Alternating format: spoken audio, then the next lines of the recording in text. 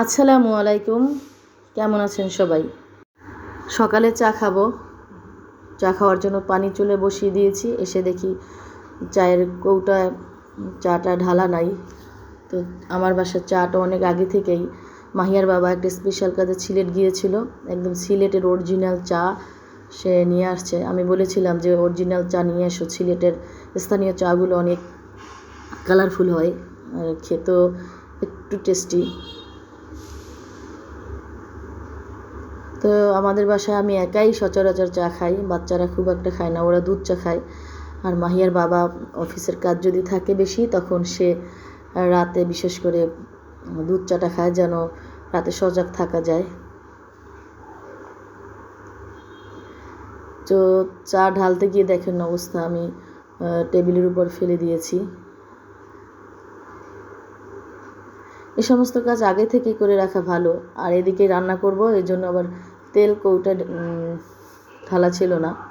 তেলটা ভরে আমি ভেবেছি মাছ কিনে নিয়ে আসছি, সেটা কাটাকাটি করব। এই যে বড় মাছ বাসায় নিয়ে আসলে গৃহিণীদের কী সমস্যা দেখেন, আমরা দোকানের মতো সুন্দর করে কাটতে পারি না, পরিশ্রম হয়। যে আমার অবস্থা, আমি সচরাচর মাছ কাটি না, কাটতে গিয়ে আমার অবস্থা একেবারেই বেতাল। তো কাটাকুটি শেষ, রান্না করব। অনেক দিন পর্যন্ত টমেটো দিয়ে রান্না করা হয় না, আর গরম পড়ার পর থেকে আমি ধনিয়া পাতা খাইনি, কারণ শীতের দিনের একটা টেস্ট আর গরমের দিনে ধনিয়া পাতার টেস্ট খাওয়ার আলাদা। আমি সচরাচর শীতেই খাই, গরমে খাই না। তো আজকে ভাবছি ধনিয়া পাতা ইউজ করবো রান্নায়, সে চেষ্টায় চলছে। আর এদিকে 3-4টা কড়াই নষ্ট হবে, সেজন্য আমি একই কড়াইতে ভাজাভাজি শুরু করে দিচ্ছি। এই জন্য মাছ আটকে গেছে, উল্টানো যাচ্ছে না। তো অনেক কষ্ট আর হ্যাসেলের পরে উঠাইতে পারছি, সেটা তো দেখলেন।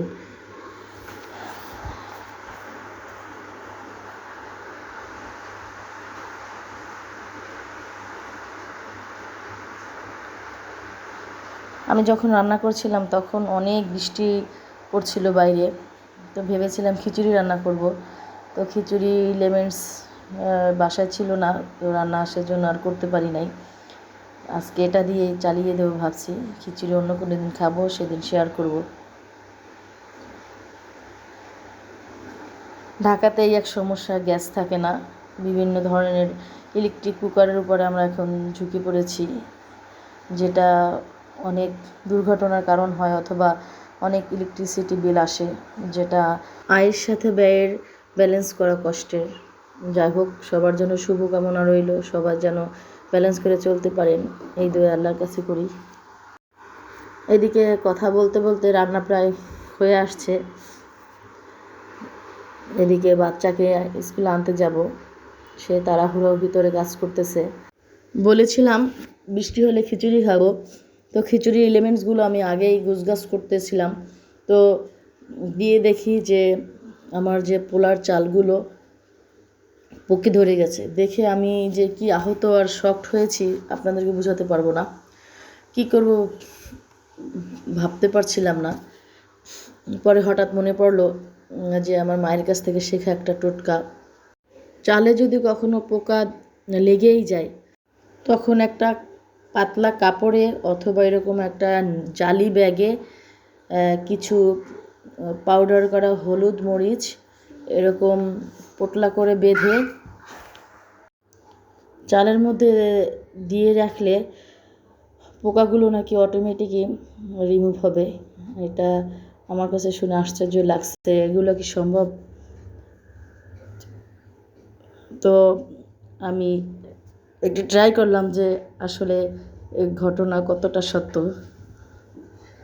এই যে চালের মধ্যে আমি আবার কতগুলো গরম মশলা শুকনো মরিচ দিয়ে দিলাম, যেন ফিউচারে আর ধরার সম্ভাবনা না থাকে।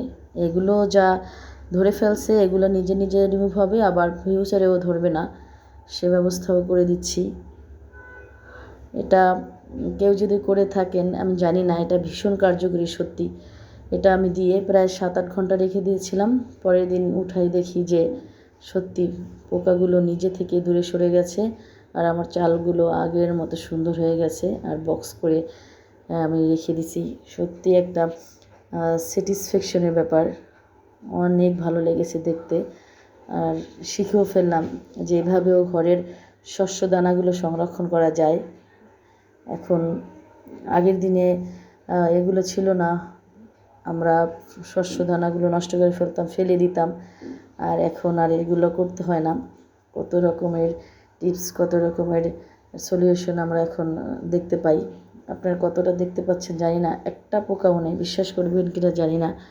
আলহামদুলিল্লাহ, দেখে আমার খুব ভালো লাগতেছে। এখন আমি এই গরম মশলাগুলো সরিয়ে ফেললাম, এরপরে বক্স করে অন্য কোথাও রেখে দিলাম। আপনার যদি আমার টোটকা পছন্দ হয়ে থাকে, আপনি নিজে বাসায় অ্যাপ্লাই করে দেখতে পারেন। অনেক ভালো কাজ করে, একদম স্বস্তিদায়ক একটা টোটকা। আলহামদুলিল্লাহ। আমার ভিডিওটা যদি আপনার ভালো লেগে থাকে, প্লিজ একটি লাইক দেবেন আর সাবস্ক্রাইব করে আমার পাশেই থাকবেন, যাতে নতুন ভিডিও আপলোড দেওয়ার সাথে সাথে চলে যায় আপনার হাতে থাকা ফোনটিতে। আজ এ পর্যন্ত।